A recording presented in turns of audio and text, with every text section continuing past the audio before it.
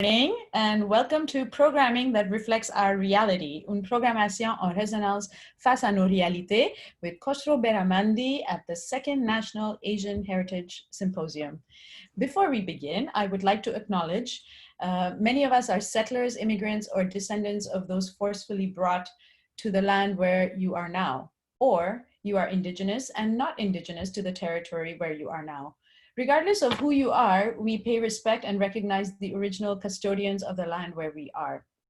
Out of respect for the rights of Indigenous people, it's our collective responsibility to critically interrogate the colonial histories and present-day implications of this.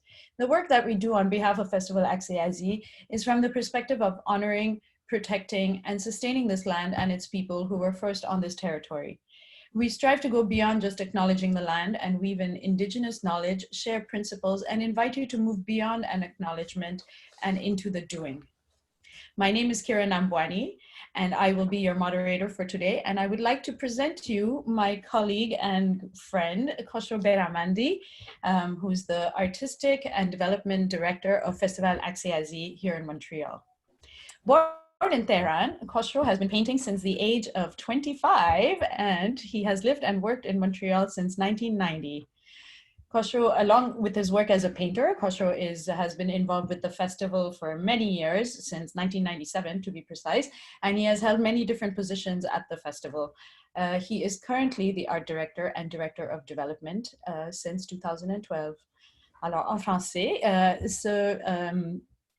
Cette présentation va prendre le format d'une entrevue bilingue. Alors, j'aimerais vous présenter mon collègue Khosro Berhamandi, directeur artistique et du développement du Festival Accès Asie depuis 2012. Khosro est originaire de Téhéran, il était né là-bas et il est artiste peintre depuis 25 ans. Alors, without much further ado, Khosro Berhamandi will be presenting to us today the various elements of the festival's annual programming. Khosro va nous présenter les éléments de notre programmation annuelle. Alors, merci beaucoup, Khosro. Thank you, Kiran. Merci, Kiran, pour cette belle présentation. Voilà, j'aimerais bien aussi remercier l'équipe formidable du Festival Accès Asie, qu'ils ont travaillé très fort pour mettre ce deuxième symposium en marche. Donc, merci infiniment tout le monde. Sans plus tarder, je vais commencer de peut-être parler un petit peu de l'histoire du festival. Et là, dans ce contexte-là, si Kiran a des questions, ou si tu as une question déjà pensée, tu peux me proposer. Donc, on commence notre discussion. Yes, so Khosro, please tell us a bit about the mandate of the festival and how you structure the festival's annual programming. Alors, parlez-nous un peu du mandat du festival et dans la manière dont vous structurez la programmation annuelle. Si vous avez des questions pour nos écouteurs, je vous invite d'écrire dans le chat, puis Khosro va essayer de fin de session, il va essayer de répondre à toutes vos questions en français et anglais. Merci. Parfait. Donc, tout d'abord, je crois que l'idée de création de le festival, c'est important d'en parler un petit peu, de mettre tout ça dans le contexte.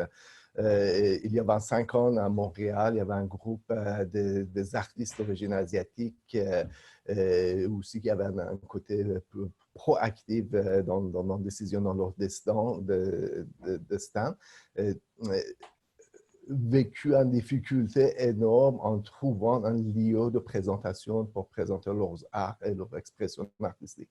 Donc, à ce moment-là, l'idée de création d'un festival, d'une plateforme sur laquelle on pouvait se présenter, est devenue importante. Et voilà. Mais en même temps, à part de ça, aussi, il y avait à l'extérieur du Canada, surtout aux États-Unis, d'autres artistes et groupes d'origine asiatique qui aussi ils ont essayé de faire cette sorte de relation, de cette plateforme, de présenter leur voix.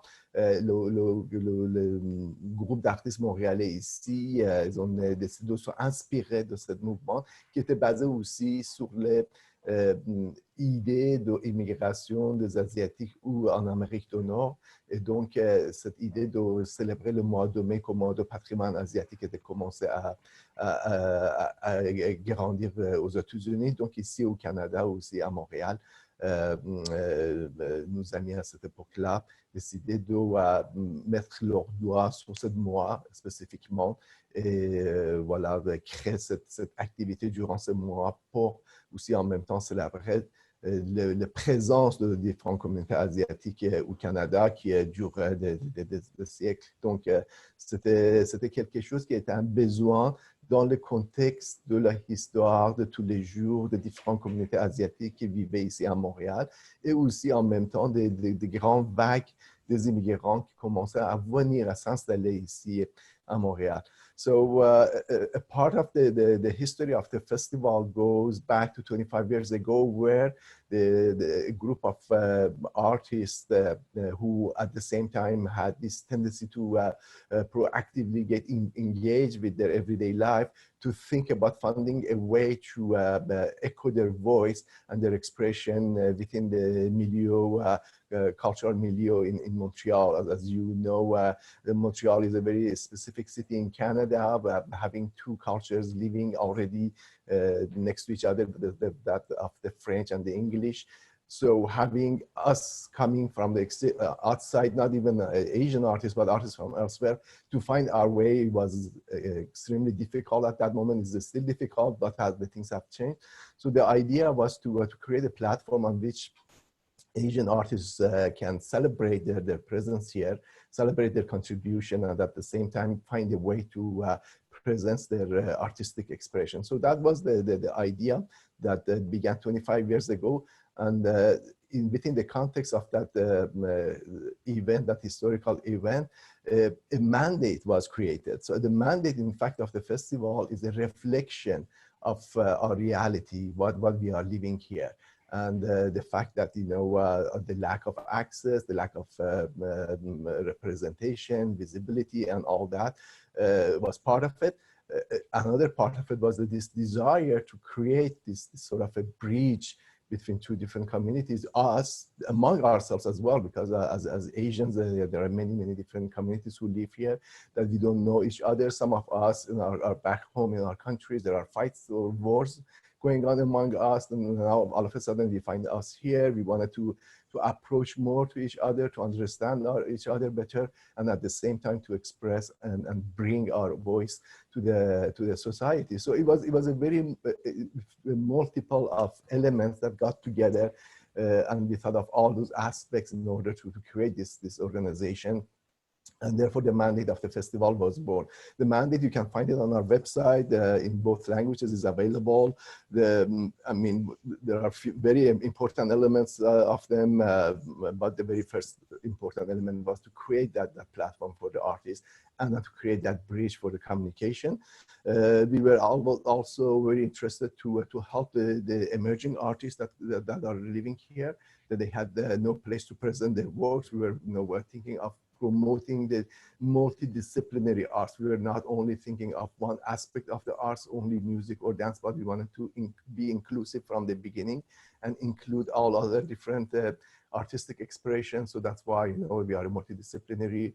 That presents a great part of our programming is contemporary expressions, but at the same time, we are very open and close to traditional expressions as well. One of the, going back again to our history, the artists that are presented in the festival, they are human beings who live here in everyday life. They are connected to their communities. So they have at the same time, they voice the needs and then the difficulties and the challenges of the community as well. So for us, in order to be in touch with these artists, it was important to be in touch with the community as well. And I think what is important about our festival that differs us from other festivals is the fact that we are very connected to the different Asian communities who live here. And this is what we are very proud of. And we wish to continue doing this. And over the last 25 years, we have witnessed the growth of a new generation of artists who were born here, growing up here, or at the time the festival was created, they were young and or children now. some of them are emerging, some of them are established artists. So we wanted to be able to be in touch with all of them, either the newcomers, and then besides over especially last 10 years, we had a huge wave of new immigrants coming to Canada, to Quebec and in Montreal. So all these newcomers, they arrive here. Some of them have no history before. For example, recently there is a new group of people from Mongolia who came here and settled down here in Montreal, and they had no history before. Like their history goes to either the individuals who came here, but as a community they didn't have a history here, like for example Japanese or Chinese or other communities who have long history, but some are the new ones. Some of them are coming here because of the wars or because of the other tragic situations, like Afghan community or Syrian communities or some communities from Middle East. So having this new wave of the immigrants, and there are people who are engaged and ready, and when they arrive here, they find not enough space to tell their story, who they are, what are they doing, so that in their everyday life, when they go to work, when they go, the children go to school, there was this lack of a place to present their identity and who they are, their past, their culture. Donc, pour se mettre ça un peu en résumé, le festival, c'était une plateforme sur laquelle on pouvait, en essayant, en fait, on a réussi peut-être un petit peu, mais le travail, c'est énorme de répondre à des besoins et tous ces différents aspects of the besoins de différentes communautés asiatiques. Donc, comme je disais, le mandat du festival, ce n'est pas quelque chose qui est vide ou c'est un formulaire créé comme ça pour mettre sur notre site internet, mais c'est écho de besoins de notre réalité. Dans ce sens-là, c'est un mandat qui évolue au fur et à mesure. On a ajouté plusieurs éléments depuis quelques années, et que je vais en parler plus dans la section de programmation. Mais des aspects qu'on a trouvé c'était important à part de création de cette pont sur laquelle on pouvait échanger, soit parmi nous, soit avec nous et dans la société dans laquelle nous vivons, mais aussi, donc on a pensé de cette besoin d'ajouter sur l'élément d'éducation, parce que sans éducation, on ne peut pas comprendre qui nous sommes et pourquoi nous sommes là. Donc, une autre chose qu'on a fait, on a compris dès le début qu'en fait, grâce à ce mouvement, en fait, que le festival a pu grandir ici à Montréal, c'était d'essayer de passer le message à travers du Canada. Donc, on a eu la chance d'avoir à cette époque-là une sénatrice d'origine chinoise, sénateur Viviane Poi, qui aussi était très sensible vers cette question, d'amener cette mention dans le Sénat du Canada pour proposer le mois de mai comme mois de patrimoine asiatique. Donc, l'année 2001, c'était l'année où le mois de mai était accepté comme de mois patrimoine asiatique fédéralement dans le gouvernement du Canada. Nous avons essayé aussi tout de suite après d'amener cela au niveau du gouvernement provincial et de la ville de Montréal.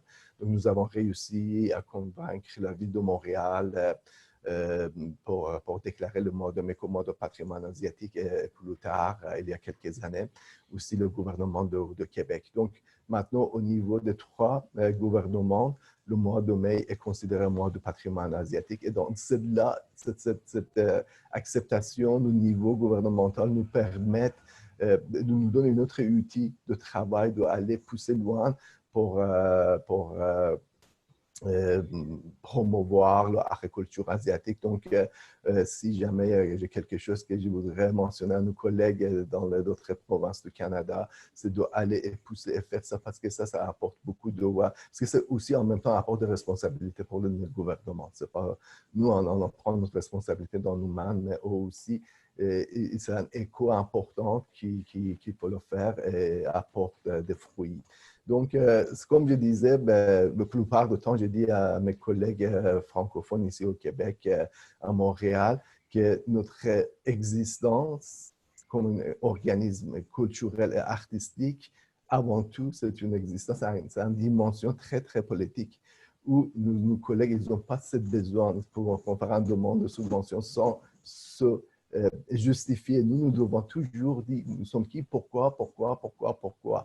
Et ça, après 25 ans, ça devient fatigant, mais il y a les autres, ils n'ont pas besoin de faire ça. Ils disent, bon, je suis ici, je suis ça. Donc, l'éducation d'être séparés, c'est quelque chose qui a nous dérangé et on essaye, on travaille très, très fort dans tous les niveaux de réduire cette séparation et forcer cette idée d'inclusion dans la société, surtout dans le milieu culturel. Le milieu culturel a beaucoup changé depuis les derniers 25 ans, mais il y en a toujours beaucoup d'espace à améliorer. Donc, ça, c'était un petit peu le raisonnement, le contexte dans lequel le festival était créé et pour lequel cet mandat, en fait, était mis en marche pour faire un écho de besoins et de réalités de différentes communautés asiatiques qui vivent ici au Canada, donc en ce moment. Thank you.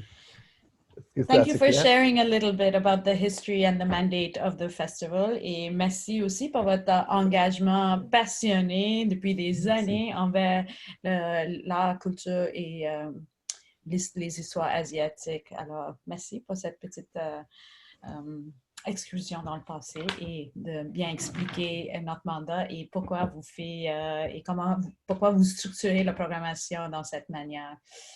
Alors, peut-être vous pourrez aussi nous parler de les différents éléments de la programmation annuelle du festival, par exemple le programme des tournées, la composante jeunesse, la composante interculturelle et la composante inclusion. Alors, thank you, Khosro, for explaining a little bit about the mandate of the festival and the history behind it and the motivation behind the existence of the festival. Maybe you can share with us a little bit about the different components, the 6 different elements that you wanted to share with us about the festival's annual programming, including the touring program and the inclusion and youth programs. Yes. So the festival over the last 25 years has been trying very, very hard to match the needs of the communities and the artists of the Asian descent here in Montreal. So our first steps were very small. I remember I was not there in the very first edition of the festival. I got involved.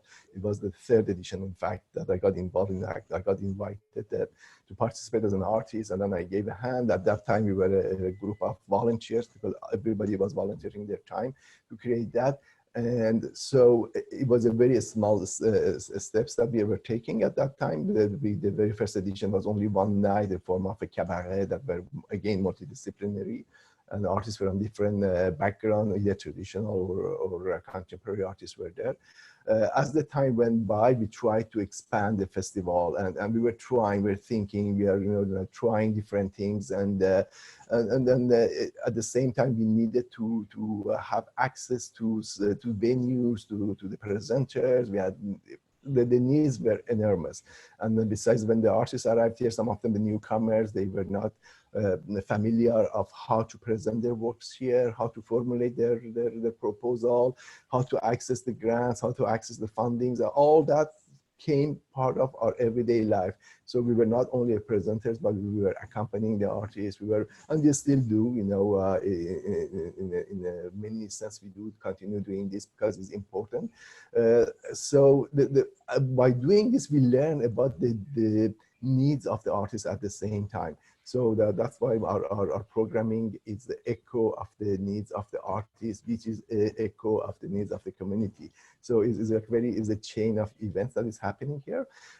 So we began to have the program for one night. After a couple of years was a week, and then we got to 2 weeks of activities, and then again 3 weeks, and now 4 weeks of regularly we have 4 weeks of activities during the month of May, which we celebrate the Asian Heritage Month.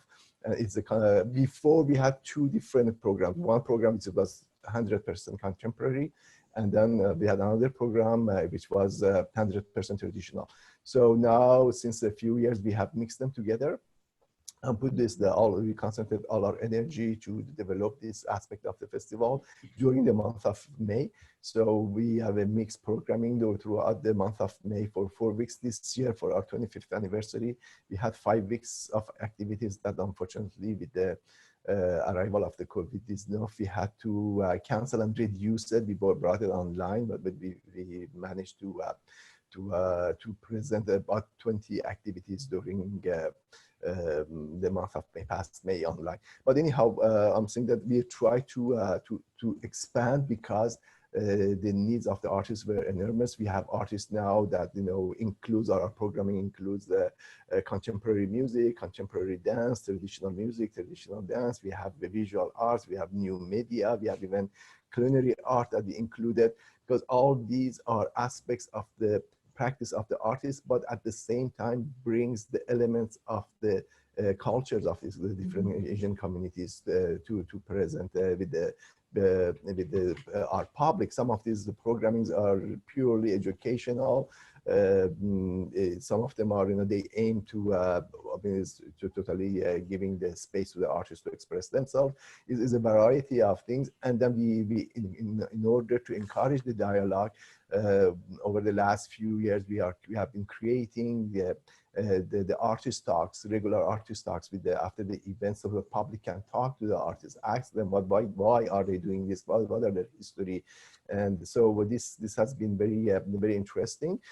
At the same time, we noticed that the artists need more visibility, and then because Canada is a vast country, we have Asian communities who live different parts of Canada and have different history. The people who live in the East, their history is very different than the people who live in the West. So this idea of having to live in the same country but with a different experience was very interesting thing. So we thought that by creating a sort of a national touring program, we could bring these artists together so they can talk more about their history and about their experiences, and at the same time have the possibility to travel to bring their work elsewhere in Canada. So that was we created the national program.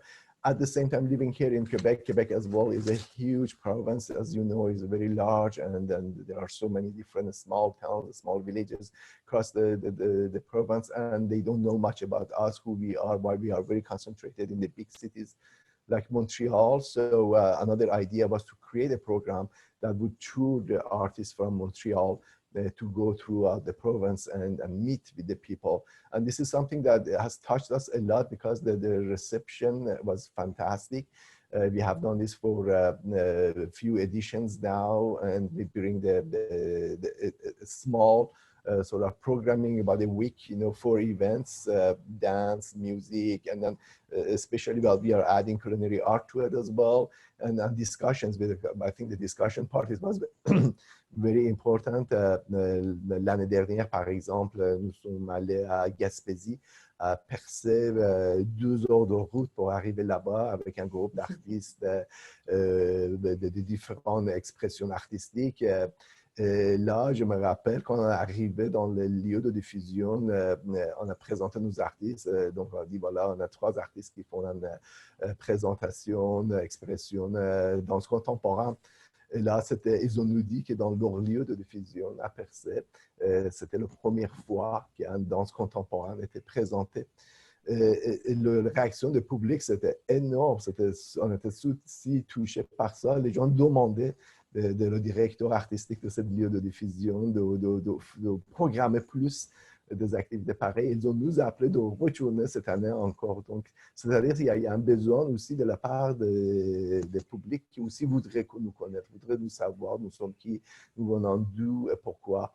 Donc, ce genre de discussion aussi, je me rappelle que ce qu'on a fait aussi, qu'on va continuer à faire, c'était une rencontre entre les artistes montréalais de nos artistes et les artistes de région de se rencontrer, de discuter, de parler de leurs difficultés, de leurs défis, d'aussi un attrait pour travailler ensemble. Et donc, on a fait ça dans un format plus amical. Donc, on a fait des sortes de potluck. Chacun apportait son repas parce qu'à travers le repas aussi, on pouvait parler plus un peu de nos racines et tout ça. Donc, c'était vraiment une expérience extraordinaire de s'asseoir tous à l'entour de la même table. Chacun mangeait, présentait son repas, le partageait. Ça, ce partage aussi, c'était très, très important.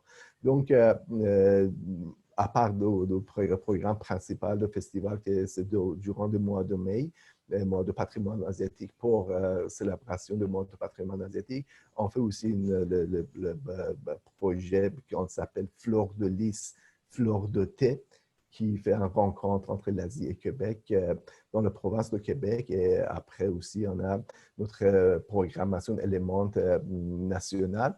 Donc, on a commencé déjà à travailler avec l'Ontario, en discussion avec Colombie-Britannique aussi en cours en ce moment. Et surtout, j'espère bien qu'à travers de ce symposium, ces idées d'échange et de tours artistiques prennent plus de valeur et plus d'espace. Donc, ce genre de présentation a commencé. On avait fait une première édition l'année dernière, c'était un échange entre Ontario et Québec, mais malheureusement, à cause de COVID, tout est tombé à terre, mais c'était suite à un appel de soumission. Donc, les artistes à travers de Québec et à travers de Ontario, ils ont appliqué. Et donc, il y avait un jury qui est passé à travers des applications, donc une programmation de danse contemporaine était créée.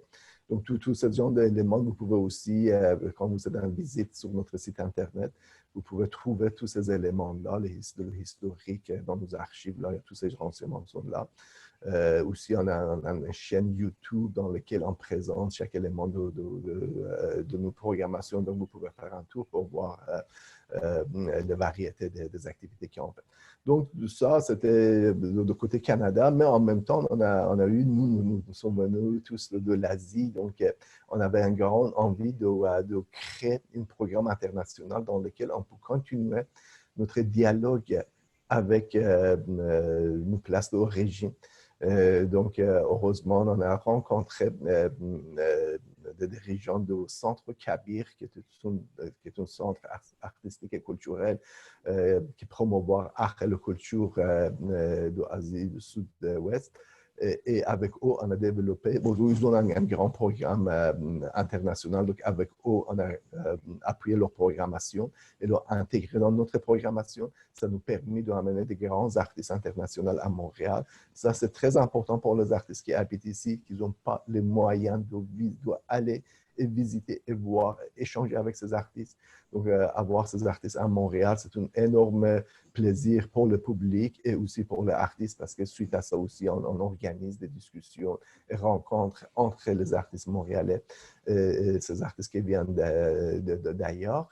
Et suite à ça, on avait pensé que c'est là le moment de aussi amener nos artistes de Montréal à l'extérieur. Donc, suite à ça, on a commencé à travailler sur cet aspect et on a trouvé pour la première fois l'année dernière en collaboration avec un festival à Kuala Lumpur, Malaisie, qui s'appelle le Festival CLEX. Donc, on a fait un échange de programmation. Donc, on a présenté 6 artistes de leur festival à Montréal. Et après cette année, l'année dernière, en fait, le mois de décembre, on a présenté 6 artistes montréalais à Kuala Lumpur dans leur festival. On a continué à travailler. On travaille en ce moment avec Philippines. On a un invité qui ce sera dans le présentateur de festival ce soir à 9h du soir, Rosel Piendo, qui est commissaire à Philippines, à Manille. Ils ont un centre de promotion, de promouvoir de l'art, de la danse contemporaine surtout. Donc, on a une entente avec eux. On avait préparé une programmation de leur artiste à Montréal au mois de mai dernier, mais à cause de COVID, elle était même invitée, elle avait même acheté son billet pour venir. Mais malheureusement, à cause de COVID, tout est arrêté. On a le déplacé pour l'année prochaine. Donc, l'idée, c'est de faire cet échange avec les Philippines. On travaille maintenant avec le Japon aussi. On a déjà des contacts là-bas, des partenaires. Donc, cet aspect d'amener les artistes ici, là-bas, et l'artiste là-bas, ici, ça nous permet aussi de grandir le dialogue entre différents artistes dans différentes aussi expressions artistiques. Et là, maintenant, je vois avec tous ces développements numériques et présentations en ligne, ça peut peut-être travailler mieux dans le sens qu'on peut avoir plus d'échanges internationaux. Comme vous avez vu parmi nous, peut-être quelques-uns étaient là hier soir, dans notre soirée d'ouverture, on a eu des gens qui étaient là de Londres, Angleterre, de New York. Donc, c'était très, très intéressant. On a aussi des invités qui vont présenter aujourd'hui de l'Inde, de Philippines, de Cambodge. Donc, tout ça, ça nous permet d'agrandir la programmation, aller loin et aussi offrir cette possibilité à nos artistes pour amener leur voix et leur expérience, parce que l'expérience de diaspora ici au Canada, c'est quelque chose qui est très important pour les artistes qui sont là-bas. L'année dernière, quand on est allé à Malaisie, les artistes de Kuala Lumpur, là aussi c'est un festival international, donc il y avait des artistes qui venaient partout de l'Asie, de l'Indonésie, de l'Inde, de Chine, de Taïwan, et tout ça, c'était très intéressant à savoir comment nous vivons ici, comment nous gardons notre contact avec nos racines. Donc, toutes ces idées de dialogue, c'était vraiment fascinant et on voudrait continuer à pousser ça pour aller plus loin et voilà, garder ça comme un élément de festival. Donc, ça, c'est ce qu'est la programmation de festival. Donc, c'est le trois aspects de programmation extérieure de Montréal.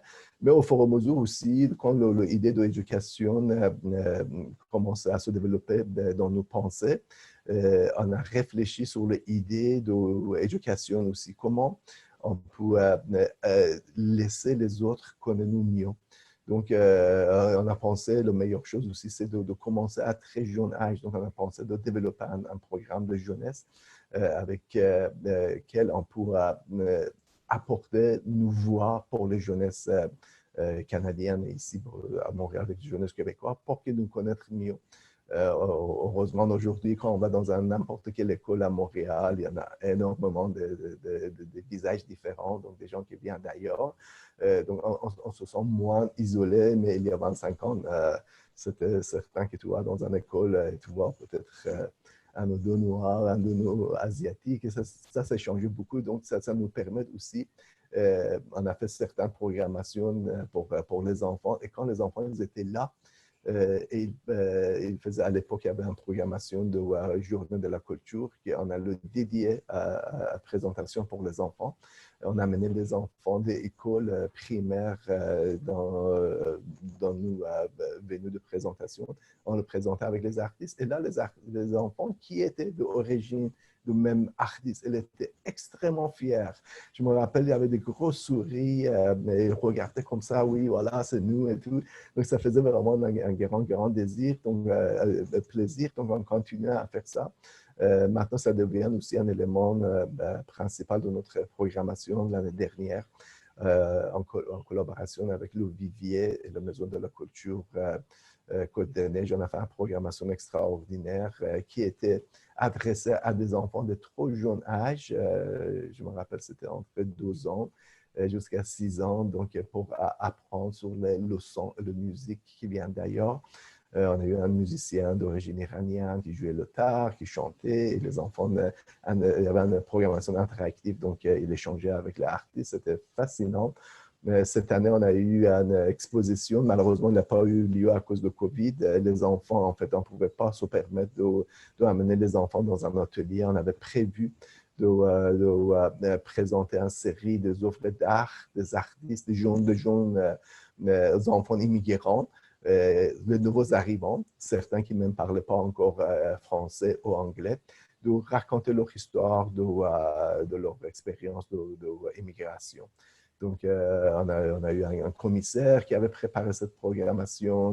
Donc, on avait contacté des familles, nouveaux arrivants. Donc, il y avait une dizaine des enfants qui étaient prêts à partir dans cette expérience. Mais tout ça, quand le Covid arrivait, on a pensé de l'annuler 100% parce qu'on ne voudrait pas amener les enfants. Et surtout, les parents aussi ne se sentaient pas très à l'aise. Mais on espère qu'une fois cette période termine, on revient parce que l'idée, c'était excellent de voir des points de vue des enfants, comment leur histoire de l'immigration ça présentait pour eux. Donc, aussi, on avait d'autres éléments. On avait, oui, en faisant tout ça, des histoires de succès, mais on a beaucoup d'histoires de failure stories as well. I remember we were planning to do a huge project that we did. We wanted to do with a museum here in Montreal with the newcomers at the time that there was a huge bag of Syrian refugees were arriving in Montreal. We wanted to go and get in touch with them. We had artists who belong to this community with the help of them, get in touch with this community and again ask the children to express and tell their stories. But unfortunately, we worked so hard, but at a certain moment, because of the lack of funding, we had to let it go. These kind of stories happens as well a lot, so we learn not to get discouraged, but to look positively into future and then try to I mean, if we look at over the last 10, 15 or 20 years, step by step we are out here. We walk like a turtle, we are not a rabbit go like that, but I think by doing this at the same time, we will arrive as we have advanced so far. So this is another element of the festival, which is the programming for the children. We'll continue to promote it and then continue it in our practice. Other element that recently we added was especially by arrival of the newcomers, a lot of artists and the communities who arrive here, they don't know much about the history of Canada. And as immigrants, all they learn about Canada is the booklet that they're given to them by immigration, which tells few very short stories. It is very general. There is no details. You have no idea what's going on here. And so we thought it was important for the artists and for ourselves as well as individuals who live here to learn more about the history of Canada and the First Nations. So we developed this intercultural element in our program that brings the Asian artists, contemporary Asian artists with the contemporary First Nation artists to come together, to work together, to create artworks either separately or together, but presented at the same time. And the main element of this program is to learn from the First Nation artists to what their history, about their identity, about what they went through, and at the same time allow them to talk to us, dialogue between the two communities who have been very far away from each other. So to do this, we got in touch with the First Nation art organization here in Montreal. There was a huge welcoming spirit from them. They liked the idea, they supported us, they pushed us to doing this, and we had met with this wonderful woman. Her name is Madame Nadine Sandoui, who is organizing a visual arts organization that presents the First Nation artists. She was at the same time a consultant for us. During our dialogue, we came up with a name for this element of the festival, this component, which is called the voice of the circle. And that's why she was telling us that, the decision making is always done in a circle. People sit around, talk, discuss, and then the decision or whatever has to happens after the collective reflection. So she suggested that we use this term for our element of the First Nation exchange program, that we accepted it, and so we already did one huge visual arts exhibition, which was fantastic. A couple of years ago, last year, we had another program to work with another very, very important First Nation art organization. It's called the Présence autochtone à Montréal pour faire un échange de vidéos, présentation vidéo sur l'histoire des histoires de peuples autochtones canadiens et aussi les peuples autochtones de l'Asie. Donc, avec le Centre Kabir, on a collaboré pour trouver une série de films sur le peuple autochtone asiatique et la présence autochtone aussi. Chercher pour trouver des programmations pour qui correspondent à cette présentation. L'idée, ils adoraient, nous, on a adoré. Bon, encore à cause de Covid, tout est un peu dans l'air, mais on va continuer à pousser ça pour la programmation de l'année prochaine. Donc, voilà, ça, c'est un autre élément de la programmation de festival qui en est très fier. On va continuer à le pousser et croître pour les années à venir. Sinon, comme je disais, le dialogue, c'est très, très important. Nous essayons de développer un élément d'échange, de discussion, de partage. Et finalement, une autre chose que, encore, c'est notre premier pas, et de développer un programme qui s'appelle Inclusion, un programme qui s'adresse à des artistes avec des handicaps. Donc ça aussi, c'était quelque chose qui nous touchait énormément. On était très conscients de ça, mais avec toutes les difficultés qu'on vivait, c'était un peu difficile à arriver à cette fin. Mais heureusement, l'année dernière, on a mis un groupe ensemble, on a créé un comité sous la direction de Kakim Go, qui est aussi un artiste en art visuel, un commissaire et un ami de longue date de festival. Il était pendant des années membre de conseil d'administration et tout. Donc, lui, il a proposé une programmation de travailler avec un artiste d'origine asiatique, d'origine iranienne, handicapé, pour faire soit en formation en même temps, de amener elle à créer ses offres. Elle fait son artiste en art visuel, mais elle a un grand désir de faire de danse en même temps. Donc, on avait prévu, on a aussi engagé un autre, on travaille avec une équipe. C'est la première expérience de festival, donc on avait même engagé une infirmière de nous accompagner au cas où pour certains besoins d'elle. Donc, c'était vraiment, on a regardé tout l'aspect qu'il fallait pour encadrer ce projet. Donc, c'est un projet qui est toujours en cours. L'artiste qui s'appelle Azalia, il a commencé à faire cette saison. Ils ont été même encadrés et tout ça. Elle faisait son pratique. On avait engagé un chorégraphe pour accompagner elle, pour développer un programme de danse en même temps pour. Oh, I think we lost Khosro. There you're back.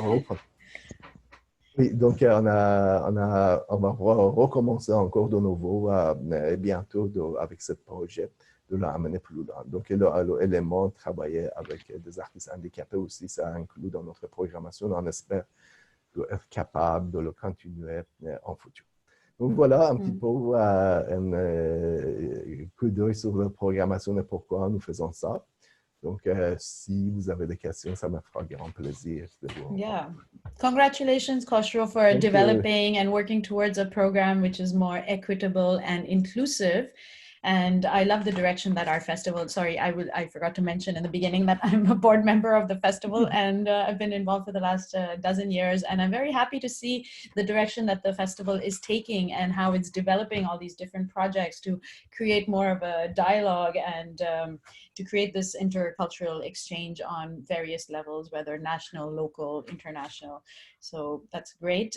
We have a few questions for you, Khosro. Yes, please. The first one is from, from Depuis Gupta. And Depuis says that she would like to know a little bit more about the program for young children. Yes, the program for young children, as I said, for many, many years, we used to participate at the activity of Journée de la Culture. Journée de la Culture is an activity that I believe now is happening all over Canada, but in Montreal is very, very important activity. It happens during the last weekend of month of September. And is for 3 days, all the cultural organizations and museums, everybody keeps the door open for the public to come and visit.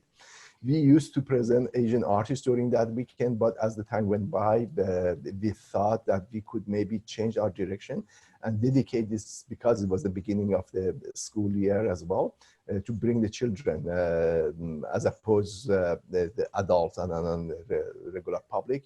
We concentrate on the children. So we would go to different parts of the city, especially the parts that are more multicultural. Talk to the schools. The schools, it was so good that we put out our ad out in month of August. The very first week of school time, our program would be reserved, because there was this huge need that the teachers as well, they really liked that idea. So what we would do is have either an art presentation, but at the same time something that children would learn from. So we would invite them to come to our place. We have our office is located in a place in Montreal called Jesus Centre de Créativité, which is a presentation venue. It has a theater that holds 400 seats, and then they have a church that they use that church as well for presentation. I remember we did the Bollywood dance workshop for the children in the church. It was amazing. The children were all over dancing, and it was so there are tears in our eyes, and they didn't want to leave. They want to stay longer. They want more. So it was very fantastic. So we did this for many years. But as we developed our program to go outside the city of Montreal, that would have happened during the same time, because during the month of May we were busy, and then the summer we had to deal with all the final reports and all of the applications for the new grants and all that kind of thing. The only period that we had, it was the beginning of September, and so we thought to do that move and go outside the Montreal, but include the children program in our May program. May program is a little bit difficult because children are at the school, but we aim to do the presentation during the weekend. So the children are available. And during the weekend, what is interesting as well is that the children, they come with their parents. And that's what we want as well, that their parents get to know us as well. So before it was only school kids who would come, but now we get to see as well the parents, so that brings more visibility and then allows them to talk to the other parents about the festival and then go further. So that's a little bit more explanation about our youth program. Mm-hmm. Are there any other questions that anyone has? If you do, we have a couple more minutes before we get cut off. I request you to send me your messages by chat. Si vous avez des questions, il nous reste un couple de minutes. Si vous avez des questions pour Khosro, vous pouvez m'envoyer par le chat. If there is no questions, maybe I'll take a little time to explain about our special projects as well, while we are doing all this according to the time that we have. I'm sorry if I got cut off, it's okay, no problem, but I'll try to use the Okay, you have 2 or 3 minutes before. Okay, excellent. So to explain a little bit about our special projects as well. So the special project is when we have a little bit of extra time, we try to organize it to do something that we have not done. Is not our regular activities. And for example, this symposium is one of them. This symposium, as you know, it happened once 10 years ago. That was an excellent idea that came from Janet Lam, who is the artistic director of the festival at that time. She had this huge desire to connect all the Asian, all the organizations that celebrate the month of May as Asian Heritage Month together and create this solidarity among us. So this is what we did 10 years ago, and I thought that was a good idea to redo this experience at our 25th anniversary. By then it was our 15th anniversary, now we are 25. So this is another special project that we are doing. We are working with through this symposium nationally to create a platform, a digital platform on which we could continue exchanging without having to do these specific events, but throughout the year. We are promoting this symposium to become more often, as opposed to one every day, every 10 days. to 10 years to make it maybe every other year.